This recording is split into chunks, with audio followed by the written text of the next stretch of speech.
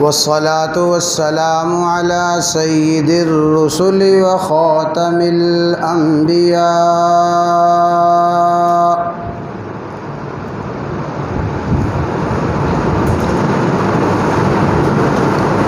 رب اشرح لي صدري ويسر لي أمري واحلل عقدة من لساني يفقه قولي. أعوذ بالله من الشيطان الرجيم. بسم الله الرحمن الرحيم.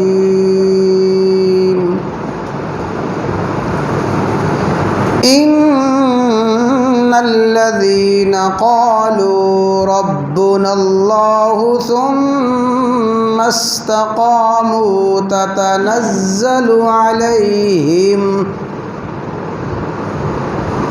تتنزل عليهم الملائكة ألا تخافوا ولا تحزنوا وأبشروا بالجنة التي كنتم توعدون.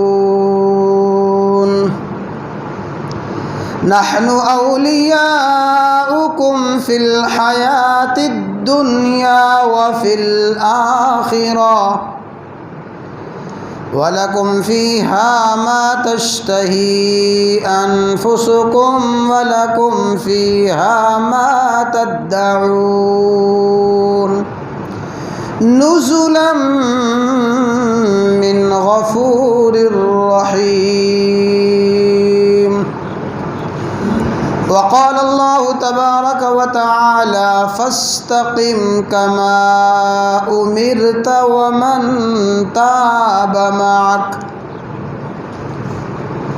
وقال رسول الله صلى الله تعالى عليه وسلم قل آمنت بالله ثم استقم. وقال النبي صلى الله تعالى عليه وسلم أحب الأعمال إلى الله أدومها وإن قل، أو كما قال الله تبارك وتعالى وكما قال النبي صلى الله تعالى عليه وسلم إن الله وملائكته يصلون على النبي يا أيها الذين آمنوا صلوا عليه وسلموا تسلیما. تمام احباب بآواز بلند درود شریف پڑھ لیں. اللہم صلی علی محمد وعلی آل محمد کما صلیت علی ابراہیم وعلی آل ابراہیم انک حمید مجید. اللہم بارک علی محمد وعلی آل محمد كما باركت على إبراهيم وعلى آل إبراهيم إنك حميد مجيد.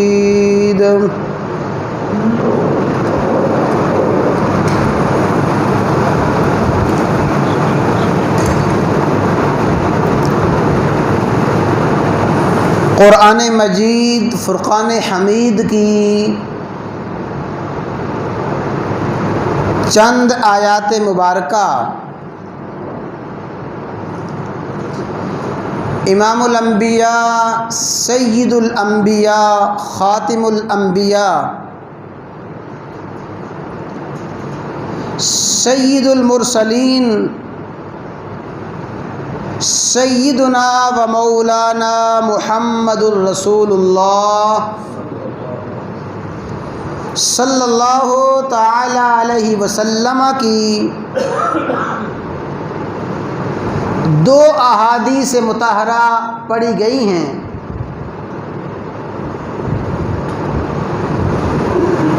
ان آیات میں اور احادیث میں اہل ایمان کی،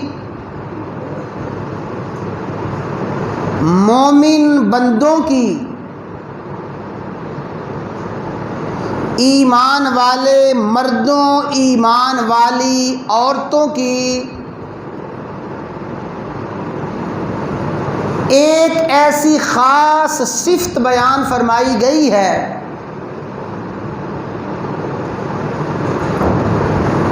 کہ جس مومن مرد و عورت میں وہ صفت پیدا ہو جائے، وہ صفت ضامن ہے، وہ صفت گارنٹی ہے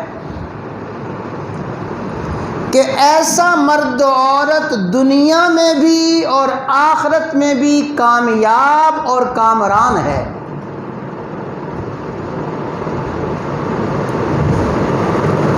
اہل ایمان کی خاص صفت،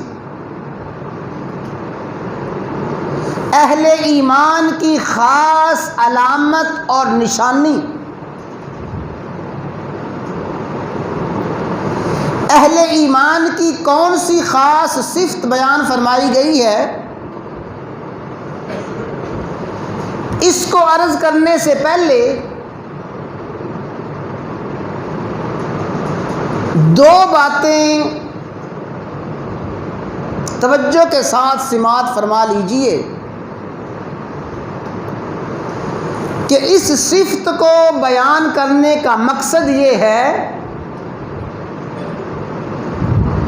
کہ الحمدللہ ہم تمام مومن مرد، مومنات عورتیں اپنا اپنا جائزہ لیں، جتنے احباب یہاں تشریف فرما ہیں تمام اپنا احتساب کریں کہ یہ صفت میرے اندر موجود ہے یا نہیں ہے۔ اگر یہ صفت میرے اندر، آپ کے اندر موجود ہے تو ہم تسلی رکھیں کہ انشاءاللہ دنیا اور آخرت کی فوز و فلاح، کامیابی اور کامرانی ہمارے لیے ہے۔ لیکن خدا نہ خواستہ اگر میں اور آپ اس صفت سے خالی ہیں تو نہ دنیاوی کامیابی حاصل ہو سکتی ہے نہ اخروی کامیابی۔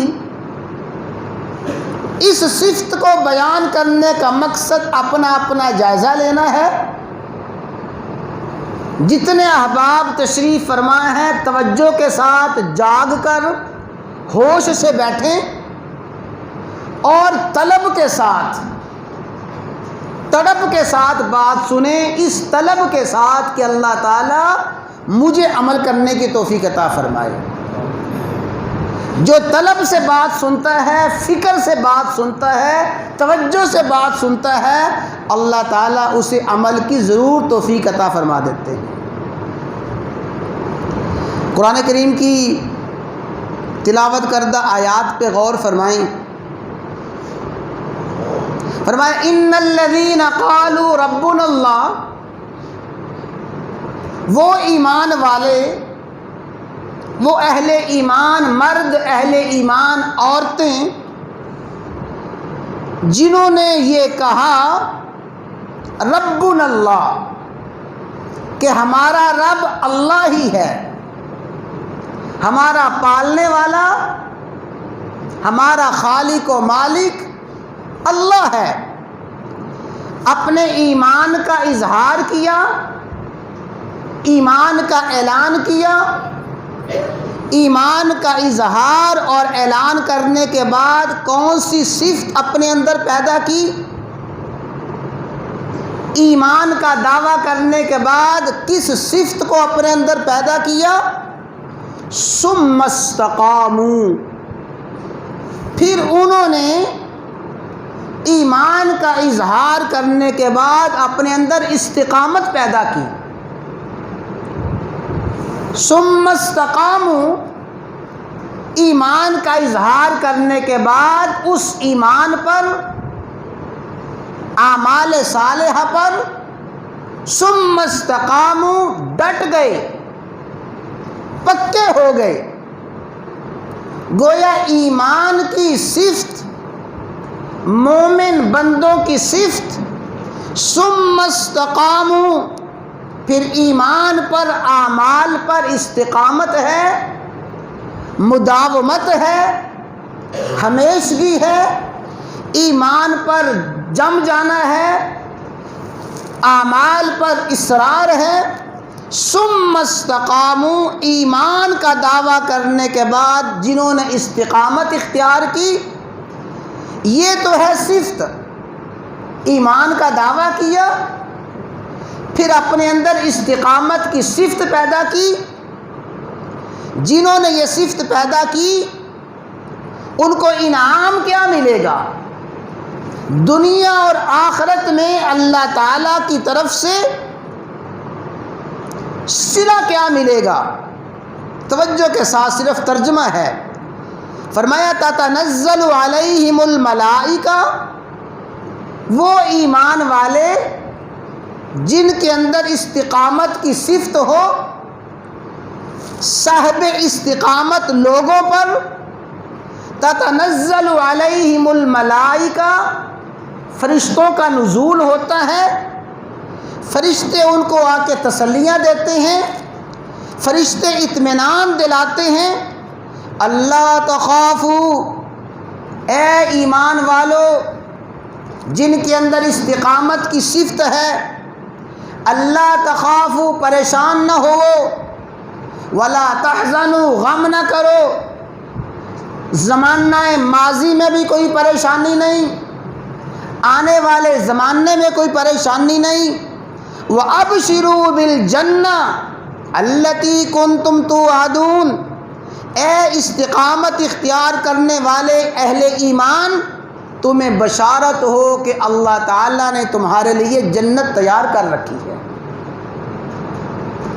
یہ جنت کی بشارت، فرشتوں کی تسلیاں، فرشتوں کی طرف سے اطمینان ان کے لیے. قالوا ربنا اللہ، جنہوں نے کہا کہ ہمارا رب کون ہے جی؟ ہمارا رب اللہ ہے. ربنا اللہ کا اظہار کیا. ثم استقاموا، پھر اس پہ استقامت اختیار کی. فرشتے آ کے کیا کہتے ہیں؟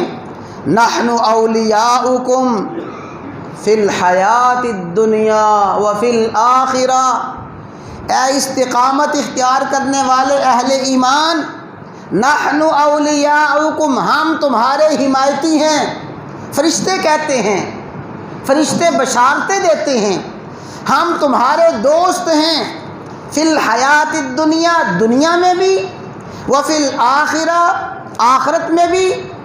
گویا استقامت اختیار کرنے والوں کو دنیا کی زندگی میں بھی فرشتوں کی معیت حاصل ہوتی ہے، استقامت اختیار کرنے والوں کو آخرت میں بھی فرشتوں کی معیت اور دوستی ہوگی.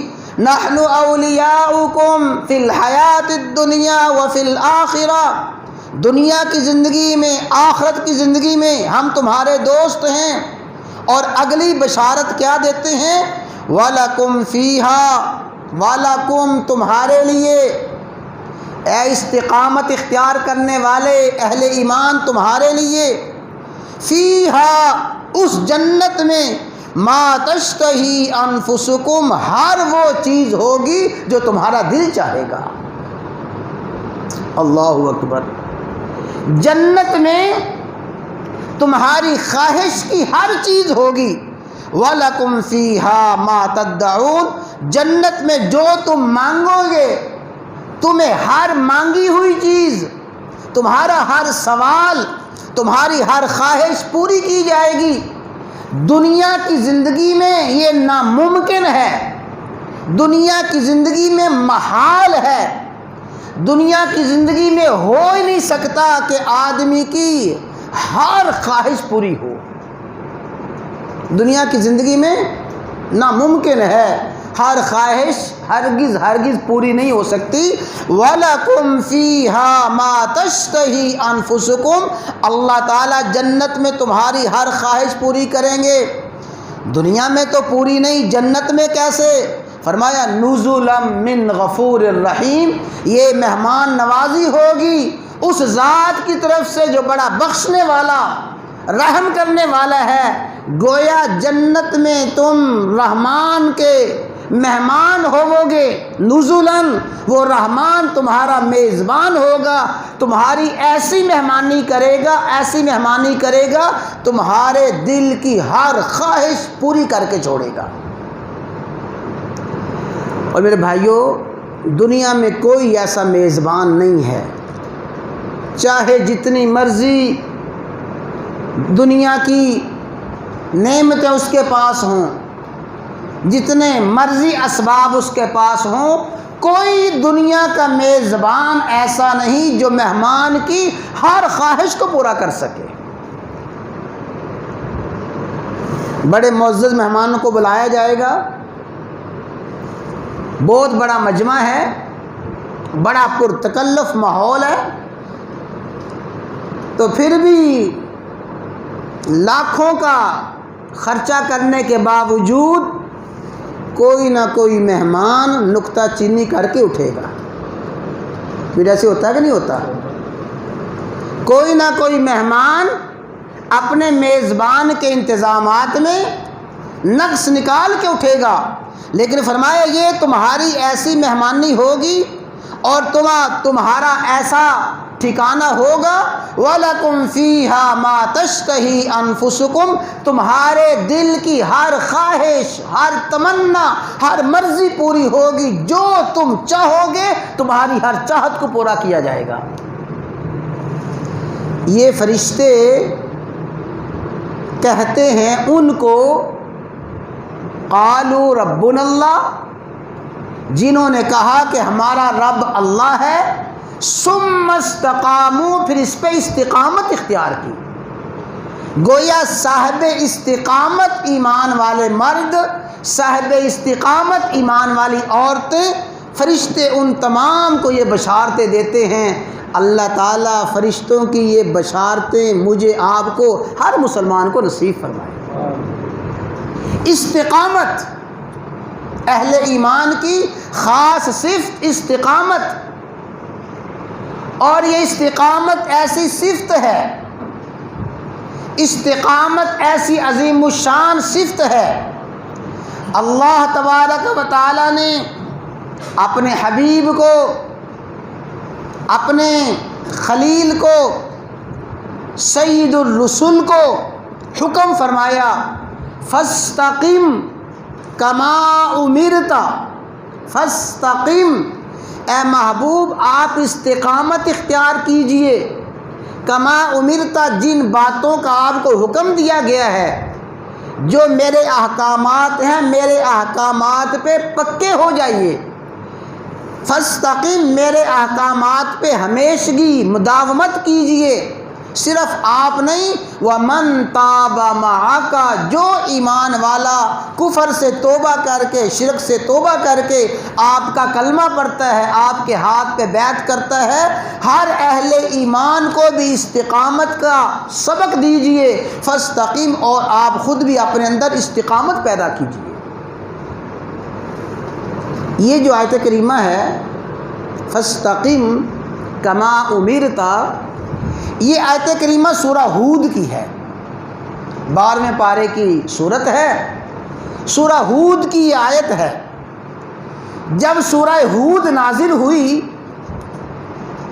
سورہ ہود کے نزول کے بعد امام الانبیاء سید الانبیاء سیدنا و مولانا محمد الرسول اللہ، بھئی سب درود شریف پڑھیں، اونچی آواز سے پڑھیں، ایسے اونچی آواز سے پڑھیں کہ جن کو نیند آ رہی ہے نا، شیطان تھپکیاں دے رہا ہے، درود شریف کی برکت سے شیطان بھاگ جائے۔ محمد الرسول اللہ صلی اللہ علیہ وسلم، آپ نے ارشاد فرمایا، شیبتنی ہود، شیبتنی ہود، سورہ ہود جب سے نازل ہوئی ہے، سورہ ہود کے نزول نے مجھے بڑا کر دیا ہے، سورہ ہود کے نزول نے مجھے بڑا کر دیا ہے۔ محققین مفسرین رحمہم اللہ تعالی فرماتے ہیں کہ پوری سورہ ہود نازل ہوئی، جب سورہ ہود میں یہ آیت کریمہ آئی فاستقم کما امرت، اے محبوب آپ استقامت اختیار کیجئے۔ استقامت ایسی عظیم الشان صفت ہے اور استقامت اتنی مشکل صفت ہے، فرمایا اس استقامت کے حکم نے مجھے بوڑھا کر دیا ہے، فکر مند کر دیا ہے، پریشان کر دیا ہے، پتہ نہیں میرے اندر استقامت آئے گی یا نہیں آئے گی۔ تو اس آیت کریمہ کو ملحوظ خاطر رکھتے ہوئے رسول اللہ صلی اللہ علیہ وسلم نے فرمایا شیبتنی ہود، سورہ ہود کے نزول نے مجھے بوڑھا کر دیا ہے، اور سورہ ہود میں یہ آیت فاستقم، آپ استقامت اختیار کیجیے۔ اور مسلم شریف کی حدیث حضرت سیدنا سفیان بن عبداللہ ثقفی رضی اللہ تعالیٰ عنہ، سفیان بن عبداللہ ثقفی حاضر خدمت ہوئے، یا رسول اللہ صلی اللہ علیہ وسلم مجھے کوئی ایسی نصیحت فرمائیے، ایسی نصیحت فرمائیے کہ اس نصیحت کے بعد مجھے کسی نصیحت کی ضرورت نہ رہے۔ الفاظ پہ غور فرمائیں، ایسی نصیحت فرمائیں اس نصیحت کے بعد مجھے کسی نصیحت کی ضرورت نہ ہو، یعنی وہ نصیحت ہی میری ہدایت کے لیے کافی ہو جائے، تو ایسی نصیحت فرمائیں۔ جب سفیان بن عبداللہ ثقفی نے ایسی جامع نصیحت کا مطالبہ کیا، پتہ ہے رسول اللہ صلی اللہ علیہ وسلم نے کیا فرمایا؟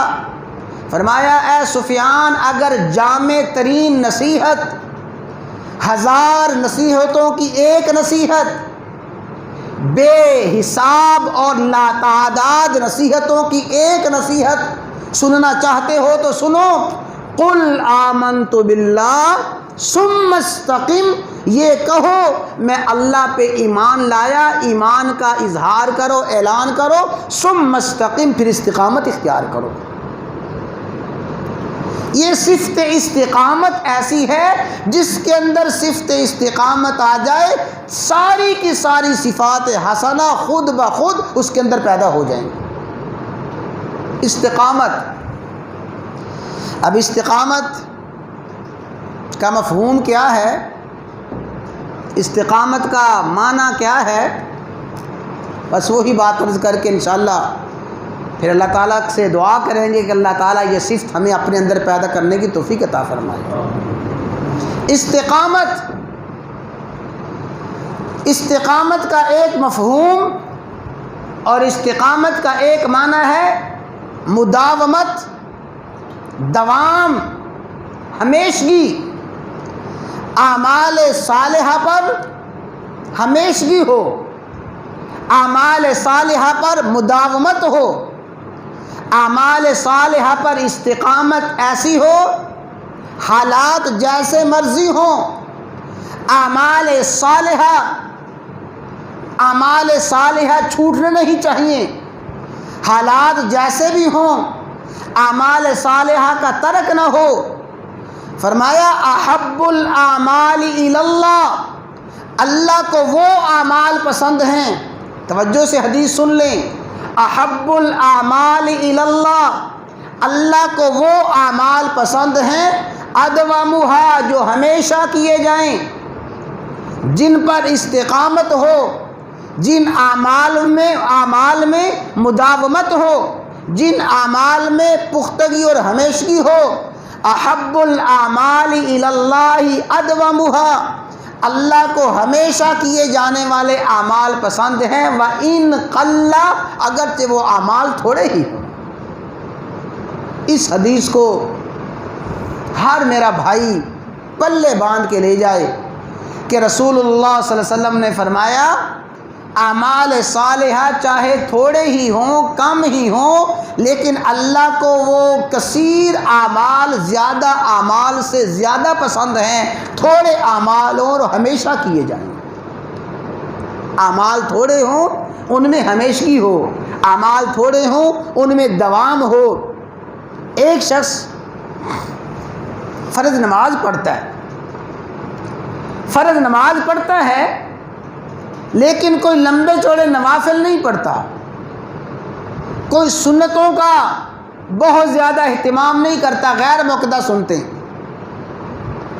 نوافل نہیں پڑھتا، کوئی لمبی چوڑی سنتے نہیں پڑھتا، لیکن فرض نماز پہ اتنا پکا، فرائض پہ اتنا پختہ، کسی حال میں فرض نماز نہیں چھوڑتا، صحت ہو بیماری ہو، غمی ہو خوشی ہو، پریشانی ہو بدحالی ہو خوشحالی ہو، کسی حال میں ہو، تمام احوال میں ہر قسم کے احوال میں فرض نماز کی پابندی کرتا ہے، اس پہ دوام کرتا ہے۔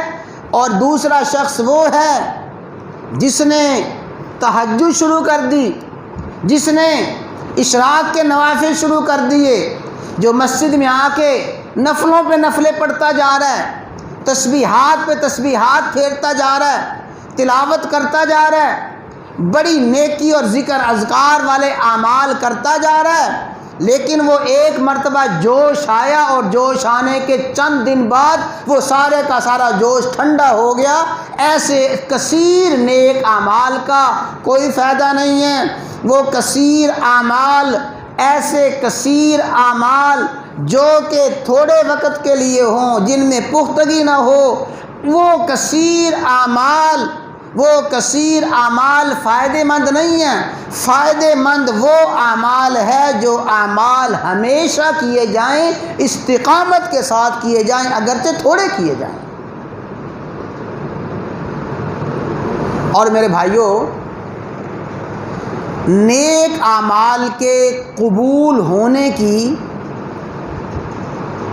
بس یہ آخری باتیں ہیں، نیک اعمال کے قبول ہونے کی سب سے بڑی علامت یہ ہے، نیک اعمال کے قبول ہونے کی سب سے بڑی نشانی ہی یہ ہے، اللہ تعالیٰ پھر ان اعمال پہ استقامت کی توفیق عطا فرما دیتے ہیں۔ ایک فرض نماز پڑھ لی، کوئی صدقہ خیرات کر لیا، دعا کر لی، کوئی عمل صالح کر لیا، وہ عمل صالح قبول ہے یا قبول نہیں ہے خود ہی فیصلہ کر لو گے جب اس عمل صالح کرنے کے بعد پھر اسی عمل صالح کی توفیق ہو جائے تو سمجھ لینا پہلا عمل صالح قبول ہو گیا ہے۔ گویا استقامت یہ نیک اعمال کے قبول ہونے کی سب سے بڑی علامت ہے۔ اور رسول اللہ صلی اللہ علیہ وسلم نے بھی ارشاد فرمایا، وَاتَّبِعِ الْحَسَنَ السَّيِّئَةَ، اگر کوئی کمی کوتاہی ہو گئی ہے اور کمی کوتاہی کے بعد وہ نیکی کر لو گے، عمل صالح کر لو گے، وہ کمی کوتاہی عمل صالح کو، وہ عمل صالح اس کمی کوتاہی کو ختم کر دے گا۔ وہ نیکی جو تم نے کی ہے اس نیکی کی برکت سے وہ برائی بدی ختم ہو جائے گی۔ لیکن اگر نیکی کرنے کے بعد چھٹی ہو گئی، نیکی کرنے کے بعد محرومی ہو گئی، نیکی کرنے کے بعد آدمی گھر بیٹھ گیا، سمجھ لیں پہلی نیکی بھی گئی۔ تو حضرات گرامی، یہ سارے کا سارا خطاب ان لوگوں سے ہے جو اہل ایمان ماہ رمضان المبارک میں اللہ تعالیٰ کی دی ہوئی توفیق سے نیکیوں کی طرف متوجہ ہوتے ہیں، اعمال صالحہ کی طرف توجہ کرتے ہیں۔ اب وہ فکر کریں اور اپنا اپنا محاسبہ، اپنا اپنا احتساب کریں کہ ماہ رمضان گزرنے کے بعد ماہ رمضان میں کی جانے والی نیکیوں میں سے کتنی نیکیاں ہم کر رہے ہیں، ماہ رمضان گزرنے کے بعد اعمال صالحہ کتنے ہیں، رمضان مبارک میں فرض نماز پڑھتے تھے، تلاوت بھی تھی، ذکر اذکار تھا، زبان کی حفاظت تھی، کانوں کی آنکھوں کی حفاظت تھی، کتنے نیک اعمال کرتے تھے۔ یہ مبارک مہینہ گزرنے کے بعد اب ہمارے اعمال صالحہ کتنے باقی ہیں؟ اگر وہ اعمال صالحہ باقی ہیں تو تسلی رکھیں کہ اللہ نے ماہ رمضان کے اعمال صالحہ کو قبول فرما لیا ہے۔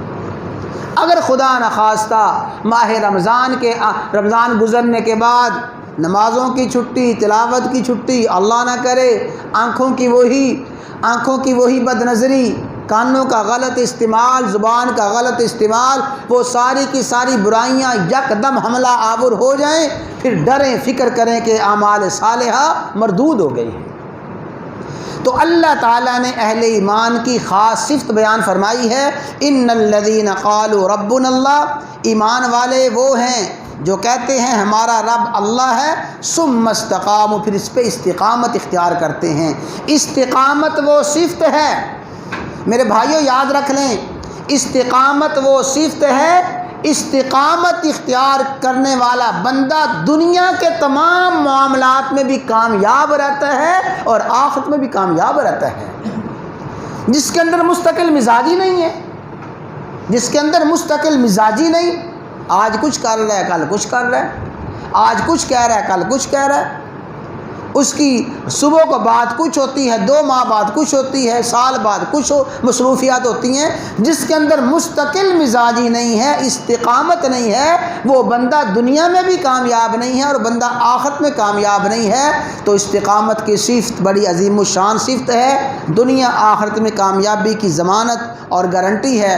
دعا ہے اللہ تعالی ہمیں صفت استقامت کو سمجھنے کی، اپنے اندر پیدا کرنے کی توفیق عطا فرمائے۔